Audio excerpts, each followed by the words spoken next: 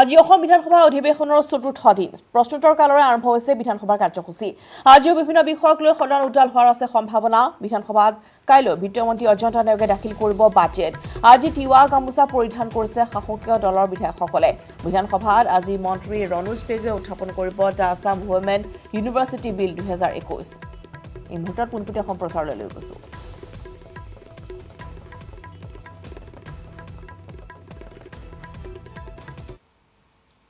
তেতিয়াহ'লে আমি নিজে সংবিধানৰ শপত লোৱাৰ পিছত সংবিধানৰ আইন অনুসৰি কাম কৰিম বুলি শপত লোৱাৰ পিছত সংবিধান আৰু আইন উলংঘা কৰা হ'ব। সেই গতিকে as per law framed under Indian constitution in cognizable offences পুলিচে য'ত মানে নিজেই এটা ল'ব পাৰে, সেই ক্ষেত্ৰত সুপ্ৰিম কোৰ্টৰ এটা ৰুলিঙো আছে ললিতা কুমাৰী জাজমেণ্টত, য'ত কোৱা হৈছে যে FIR ইজ এ মাষ্ট, অৰ্থাৎ FIR হ'বই লাগিব। ঠিক তেনেকৈ যদি পুলিচে নিজে ঘটনাৰ সন্দৰ্ভকে জানে তেখেতসকলে FIR দিব লাগিব আৰু FIR দিয়াৰ পিছত ক্ৰিমিনেল প্ৰচিডিং আৰম্ভ হ'ব, যাতে আদালতৰ যিহেতু আমাৰ ন্যায়পালিকা, যদি আইন উলংঘা হৈছে ন্যায়পালিকাই সেই ক্ষেত্ৰত ন্যায় প্ৰদান কৰিব পাৰে। দ্বিতীয়তে যিখিনি যোৱা সময়ছোৱাত কোৱা হৈছে প্ৰায় 12জন লোকে পুলিচৰ গুলিত বা পুলিচ কাষ্টডিত ডেথ হৈছে। এই কথাটোও যথেষ্ট গুৰুত্বপূৰ্ণ, যিহেতু অসমত বোধকৰোঁ বা নেশ্যনেল হিউমেন ৰাইটছ কমিশ্যনে অসম চৰকাৰক কিবা এটা নিৰ্দেশ দিছে বুলি আমি জানিব পাৰিছোঁ। এই নিৰ্দেশ নহ'লেও আমাৰ যিহেতু NSRCৰ গাইডলাইন আছিলে যে following guideline should be followed while conducting the magisterial enquiry in case of custodial death or death in the course of police action. অৰ্থাৎ পুলিচৰ লগত থকা অৱস্থাত যদি কাৰোবাৰ মৃত্যু হয় তেতিয়াহ'লে কি কৰিব লাগে। তাৰ প্ৰথম কথাটো আছে magisterial enquiry be conducted at the earliest without undue delay. এই সন্দৰ্ভত 2টা পৃষ্ঠাৰ নিৰ্দেশনা আছে। তাৰ উপৰিও 2006 আৰু এটা খুব শেহতীয়াকৈ যিজন ইতিমধ্যে অৱসৰ কৰিছে ছেপ্টেম্বৰ 2020ত নেশ্যনেল হিউমেন ৰাইটছ কমিশ্যনৰ অধ্যক্ষই এটা ৰুলিং দি গৈছে যে the inquiry in all cases of custodial death, including natural death or death due to any illness, shall be conducted by a judicial magistrate. Tar logote tekhetokole koise je it required some sort of tinkering to bring it to proper perspective as there was something missing in the judgment. Purbor eta mane tekhethokolor judgment hoke teo সংশোধন কৰিছে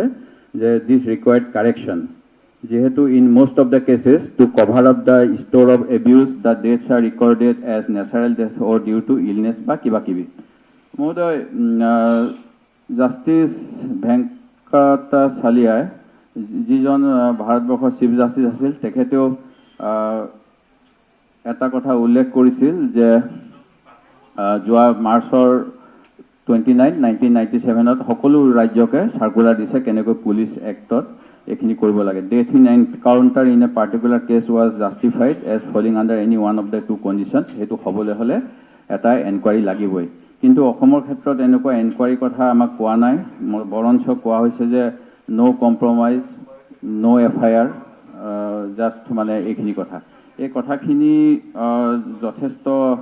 দুৰ্ভাগ্যজনক, যিহেতু সংবিধান প্ৰণেতাজনেও কৈছিলে যে আম্বেদকাৰ চাহাবে কৈছিলে যদি সংবিধান উলংঘা হয় তেতিয়াহ'লে মই সংবিধানখন জ্বলাই দিবলৈ কুণ্ঠাবোধ নকৰোঁ।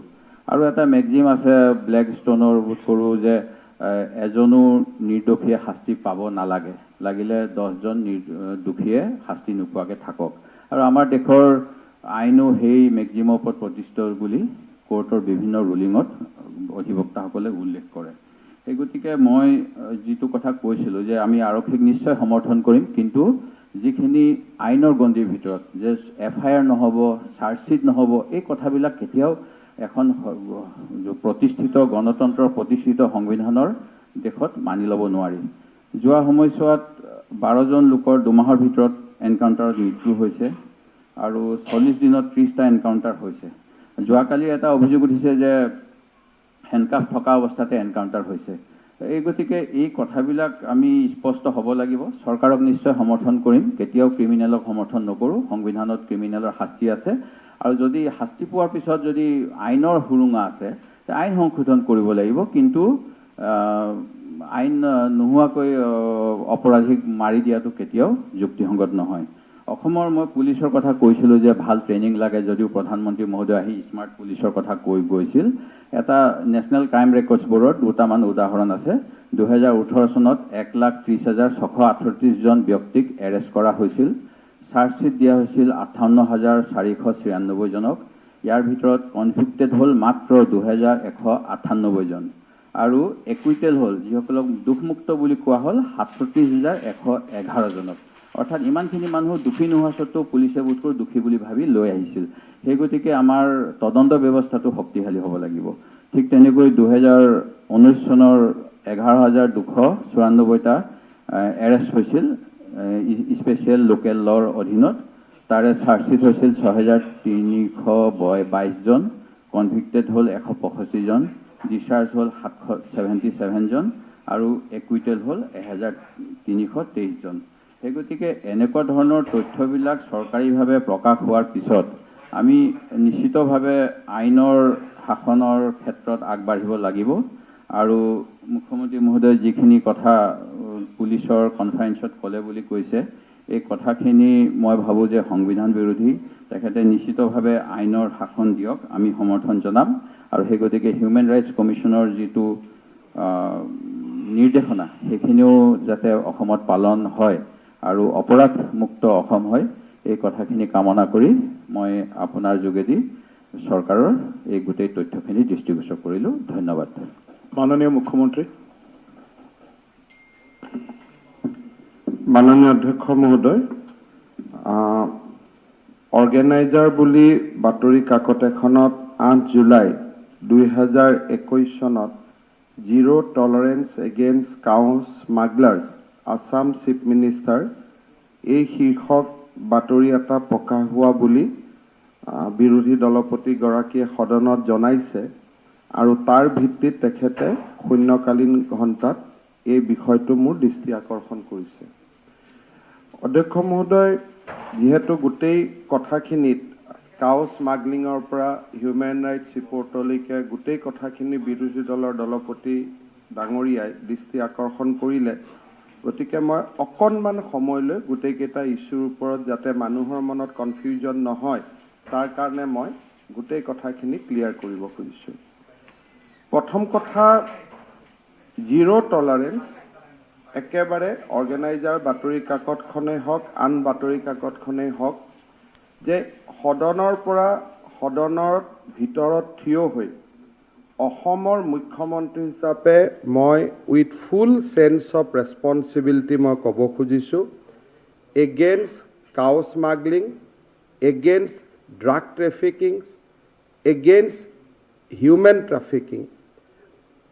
Against any crime against women and children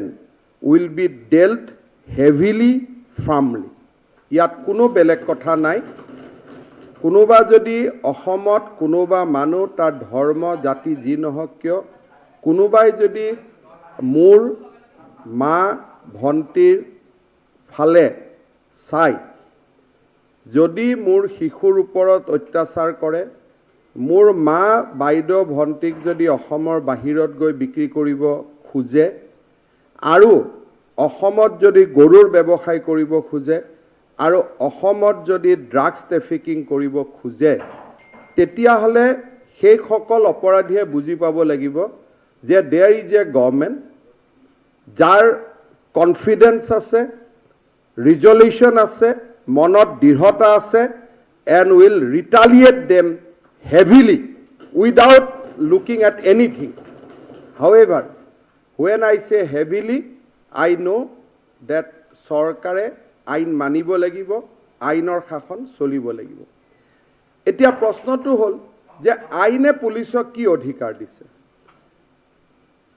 এটা কথা আমি বুজিব লাগিব যে এনকাউণ্টাৰ শব্দটো যি ধৰণে ব্যৱহাৰ কৰা হয় সাধাৰণ অৰ্থত, বা আমি অসমতো এসময়ত এনকাউণ্টাৰ কথা দেখিছিলোঁ, এই যিবিলাক ইভেণ্ট হৈছে ইয়াৰ লগত কাৰো এনকাউণ্টাৰৰ কথাটো জড়িত হোৱা নাই। There was an encounter. যেতিয়া আমি ডিমাচা বা কাৰ্বি আলঙত আমি ডিমাচা উগ্ৰপন্থী সংগঠন এটাৰ লগত আমাৰ এনকাউণ্টাৰ হৈছিলে, কুকি উগ্ৰপন্থী সংগঠন এটাৰ লগত এনকাউণ্টাৰ হৈছিলে হেভি আৰ্মছ 9টা 10টা AK-47 আমি ৰাইফল ৰিকভাৰ কৰিছোঁ they were in armed fatigue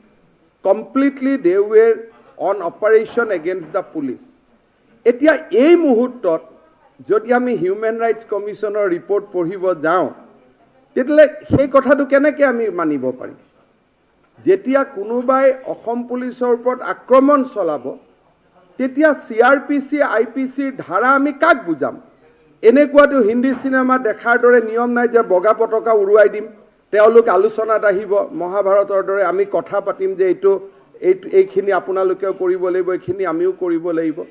প্ৰথম কথা হ'ল যে পুলিচে নিজক প্ৰটেক্ট কৰিব লাগিব পুলিচে প্ৰথম চাব লাগিব যে মই যাতে মোৰ যাতে মৃত্যু নহয় I have to defend myself and I have to arrest the culprit যেতিয়া কালপ্ৰিট এজনক এৰেষ্ট কৰিব যাব কালপ্ৰিটজনে যদি ৰিটালিয়েটৰি ফায়াৰিং কৰে তেতিয়ালে আমি যিখন আইনৰ কথা কৈছো সেই আইনে পুলিচক অধিকাৰ দিছে যে পুলিচে আৰ্মছ সেই সময়ত ব্যৱহাৰ কৰিব পাৰে আৰু তেনেকুৱা ইনসিডেন্ট যোৱা 15 বছৰ 2001 চনৰ পৰা 2014 চনলৈকে বহুতবোৰ এনেকুৱা ইনসিডেন্ট হৈছে গতিকে এই কথাবিলাক অন্তত যিসকলে শাসন চলাইছিল তেওঁলোকে জানে আৰু এই ঘটনা অসমত কোনো নতুন নহয় ভাৰতত নতুন নহয় পুলিচৰ ওপৰত যদি কোনোবাই এটেক কৰে তাক আমি ৰিটালিয়েশ্যন কৰিব লাগিব দ্বিতীয়তে আৰু এবিধ ঘটনা আছে যে যোৱাকালিও মই কৈছো যে এজন আমি ৰেলৰ ইনস্পেক্টৰ হি ওয়াজ এ RPF ইনস্পেক্টৰ পুলিচৰ ইনস্পেক্টৰ আছিলে যি নহক ঘটনা চক্ৰত পৰি হি বিকামছ এ ড্ৰাগছ কিনপিং যেতিয়া তেওঁক ডিমাপুৰৰ পৰা আমাৰ তিনিজন আনআৰ্ম লৈ আহিলে খটখটিত আমাৰ আৰ্ম পুলিচে তেওঁক ললে লোৱাৰ লগে লগে তেওঁ ইনস্পেক্টৰৰ হাতৰ পৰা ৰিভলভাৰটো কাঢ়ি ললে সো সেই সময়ত পুলিচে যদি তেওঁক ৰিটালিয়েটৰি ফায়াৰিং নকৰে তে গাড়ীত থকাটো গোটেই কিজন পুলিচ মৰি যাব এতিয়া আমি তেওঁলোককটো আইন বুজাব নোৱাৰো যদি ক্ৰিমিনেলৰ লগত কেতিয়াবা আমি ওয়াৰ্কশ্বপ কৰিব পাৰিলোহেঁতেন যে তোমালোকে এনেকুৱা নকৰিবা তেতিয়া কথাটো বেলেগ আছিল কিন্তু ক্ৰিমিনেলৰ মাইণ্ডত কি থাকে সেই মুহূৰ্তত যে আমি যেনে তেনে বাচিব লাগে আমি পলাব লাগে কোনোবা এজন মানুহক যেতিয়া 2 কেজি হিৰোইনৰ লগত মানুহে পুলিচে এৰেষ্ট কৰে সেই মানুহজনে বুজি পায় যে this is end of my road মোৰ হয় ফাঁসি হ'ব নহলে মোৰ জেল হ'ব সেই মানুহজন সেই সময়ত ডেসপাৰেট হয় তেওঁ কেনেকুৱা বিহেভ কৰিব সেইটো কথা কোনেও প্ৰেডিক্ট কৰিব নোৱাৰে তেওঁ যদি ডেসপাৰেটলি বিহেভ কৰে তেওঁ যদি পলাব চেষ্টা কৰে সেই একেখন আইনে CRPCৰ মই সেকশনটো পাহৰি গলো মই অলপ পিছত কৈ দিম CRPC allow firing on leg আজি আসাম পুলিচৰ যদি আপোনালোকে যোৱা 2 মাহত ঘটনা চাই except ডিমাছা উগ্ৰপন্থী বা এজন বা দুজন in case of that RPF inspector বাকি সবক কিন্তু ভৰিত ফায়াৰ কৰিছে কাকো মাৰিব চেষ্টা কৰা হোৱা নাই যদি অসম পুলিচৰ মনত কিবা আক্ৰোশ আছে কিবা আছে একে আমি যদি টিগাৰ হেপি হলুহেতেন উই কুড হেভ এলিমিনেট তাৰ পিছত যি হলহেতেন আইনে ব্যৱস্থা ললেতেন মই ব্যৱস্থা ললোহেতেন কিন্তু তেনেকুৱা প্ৰচেষ্টা ইয়াত হোৱা নাই প্ৰচেষ্টা হৈছে to the extent CRPC has extended the power CRPC যিমানখিনি আমাক অধিকাৰ দিছে উইদিন দ্যাট এম্বিট আজি আমি কাম কৰিবৰ বাবে যত্ন কৰিছো মানুহক কোনোবাই যদি সাইকোলজি পঢ়িছে ডক্টৰ লগত কথা পাতিছে বুজিব যে মৰিগাঁৱত এজন আমি মৰিগাঁৱত লাহৰিঘাট সমষ্টিৰ বিধায়ক ডাঙৰীয়াও আছিলে CRPC সেকশন 46 এইটো পঢ়ি ললে গোটেই ক্লিয়াৰ হৈ যাব যে ভৰিত পুলিচে যদি অপৰাধী পলাই বা অপৰাধীয়ে যদি কিবা ৰিকভাৰি কৰিব যাওঁতে যদি সেই আৰ্মছ লৈ ৰিটালিয়েট কৰিব খোজে আনজি কৰিব পাৰে পুলিচে কাকো মাৰিব নোৱাৰে বাট পুলিচে ভৰিত গুলিয়াই মানুহজনক নিৰস্ত কৰে আৰু আমিয়ে লৈ আহি মেডিকেলত বেষ্ট পসিবল ট্ৰিটমেন্ট দিও যাতে মানুহজনক আমি কোৰ্টৰ ওচৰত লৈ যাব পাৰো ultimate aim is to secure conviction আজি আমি যেনেকে গৰু স্মাগলিঙৰ ইয়াত কথা হৈছে দেৱব্ৰত শইকীয়া ডাঙৰীয়াই প্ৰশ্ন উঠাইছে ইয়াতে আমি 4জন মানুহক আজি এৰেষ্ট হৈছে মোৰ সৰু কাৰ্যকালটোত এৰেষ্ট হৈছে 504 504জন মানুহক গৰু চোৰাং কাৰবাৰৰ লগত জড়িত কাৰণে গ্ৰেপ্তাৰ কৰা হৈছে 504জনকে কোনেও গুলি মাৰা নাই 504জনক কোনেও গুলি মাৰিব চেষ্টা কৰা নাই যদি অসম পুলিচ টিগাৰ হেপি হলহেঁতেন 504জনকে কবাত মাৰিলেহেঁতেন উইল নট এলাউ তেনেকুৱা কাম কৰিব আমি পুলিচক এলাউ কৰিব নোৱাৰো মই জানো যে আইনৰ শাসন দেশত আছে কিন্তু যেতিয়া কাষ্টডিৰ পৰা পলাব খুজিলে মুজামিল হক আখতাৰ ৰাজা খান ওৰফে টিকলু খান শাহজালাল এছকে আৰু চৌৰাংগী সিন্না এই 4গৰাকী যেতিয়া পলাবৰ কাৰণে চেষ্টা কৰিলে কাষ্টডিৰ পৰা বিভিন্ন কাৰণত তেতিয়া আমি তেওঁলোকক ভৰিত গলিয়াইছো ট্ৰিটমেণ্ট কৰিছো আল্টিমেটলি তেওঁলোকক আমি কোৰ্টত লৈ যাম এণ্ড উইল সিকিউৰ কনভিকশ্যন উদ্দেশ্যটো মাৰি পেলোৱা নহয় কাৰণ আমি আইনৰ শাসন হাতত ল'ব নোৱাৰো কিন্তু কোনোবা যদি পলায় তাকতো আমি নিৰস্ত কৰিব লাগিব মানুহক আমি কি উত্তৰ দিম যে এই যে কোটি কোটি টকা খৰচ কৰি আপোনালোকক বন্দুক পিস্তল দিলে এটা অপৰাধী পলালে আপোনালোকক গুলি খালেও আপোনালোকে কি ৰিটালিয়েট নকৰিব নেকি তে এছেম্বলিয়ে পুলিচক আৰ্মছবোৰ কিয় দিছে এছেম্বলিয়ে পুলিচক এমুনেশ্যনছবিলাক কিয় দিছে গতিকে অধ্যক্ষ মহোদয় whatever law has given power আইনে যি পাৱাৰ দিছে আইনৰ পাৱাৰৰ ভিতৰত আমি পুলিচৰ ওপৰত ৰেষ্ট্ৰেইন কৰিব নালাগে কিন্তু যেতিয়াই আইন পুলিচে ভাঙিব তেতিয়া ডেফিনেটলি আমি পুলিচক কুৱেশ্যন কৰিম যদি মাননীয় বিৰোধী দলপতি ডাঙৰীয়াই মোক কয় যে এইটো ইনসিডেন্ট আপুনি মেজিষ্ট্ৰেট ইনকুৱাৰী দিয়ক কাৰণ এইটো ইনসিডেন্টত মোৰ ডাউট হৈছে যে কোনোবা নিৰপৰাধী মানুহ এজনক পুলিচে নিউট্ৰেলাইজ কৰিছে যদি দেৱব্ৰত শইকীয়া ডাঙৰীয়াৰ হাতত কিবা তথ্য আছে যে সেই আৰপিএফ ইন্সপেক্টৰ জনক পাঞ্জাবত তেওঁক যেতিয়া আমি গুলিয়ালো বা তেওঁৰ মৃত্যু হ'ল সেই সময়ত যদি তেখেতৰ কিবা নিশ্চিত তথ্য আছে যে তেওঁ হেণ্ডকাফত আছিলে আৰু আমি হেণ্ডকাফ থকা মানুহ এজনক মাৰিছো অন দিস স্পেচিয়েল কেছ আমি ডেফিনেটলি ইনকুৱাৰী দিম নহয় যদি আছে নহয় NHRC মাননীয় দেৱব্ৰত শইকীয়া ডাঙৰীয়াক মই ক'ব খুজিছোঁ NHRC এনেকুৱা কোনো জাজমেণ্ট দিয়া নাই যে পুলিচক গুলিয়াব খুজিলে পুলিচে ৰিটালিয়েট নকৰিব যদি তেনেকুৱা কাষ্টডিয়েল এইটোতো কাষ্টডিও নহয় আমি কাষ্টডি পোৱাই নাই যিটো সময়ত তেখেতৰ লগত আমাৰ এনকাউণ্টাৰ হৈছে আজি ডিমাচা উগ্ৰপন্থীসকলৰ লগত আমাৰ যেতিয়া সংঘৰ্ষ হৈছে কাষ্টডি তেওঁ আহাই নাই he was not they were not in our lockup তেওঁলোক জংগলত আছে আমি জংগলত আছো ফায়াৰ খুলিছে ইয়াত কাষ্টডিয়েল ডেথৰ লগত NHRC জাজমেণ্টৰ কোনো ৰিলেভেন্স নাই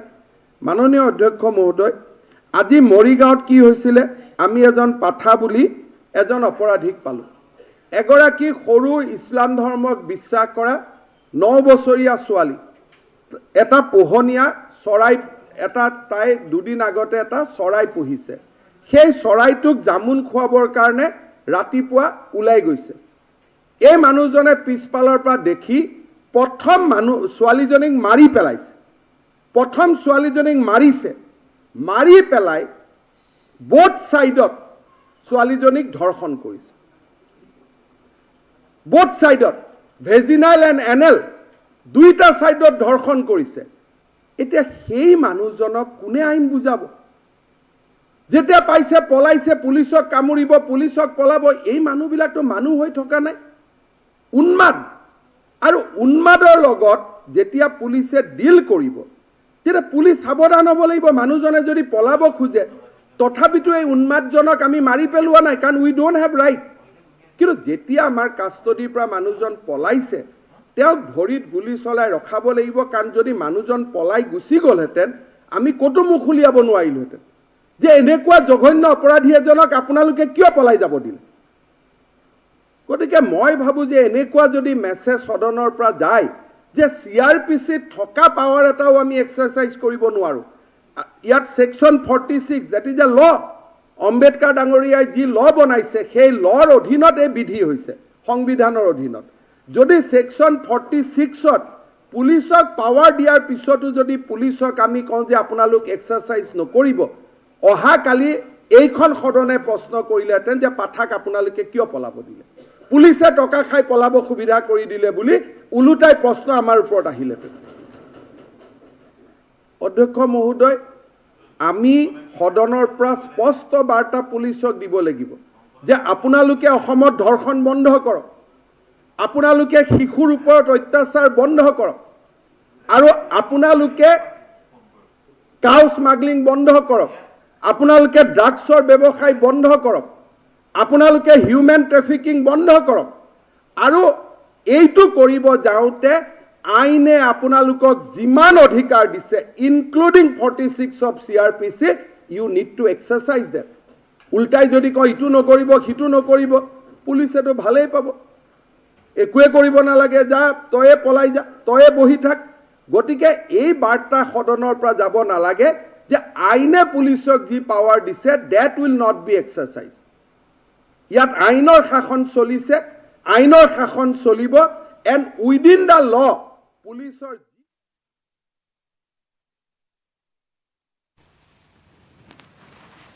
আৰু এনেদৰে দেখিবলৈ পোৱা গৈছে যে এনকাউণ্টাৰ বিষয়ক লৈ ইতিমধ্যে যি বিৰোধী দলৰ প্ৰতি প্ৰশ্ন উত্থাপন কৰিছিল তাৰ উত্তৰ ইতিমধ্যে হিমন্ত বিশ্ব শৰ্মা মুখ্যমন্ত্ৰীৰ গৰাকীয়ে দি আছে এই সন্দৰ্ভত আমাৰ পোনপটীয়া সম্প্ৰচাৰ অব্যাহত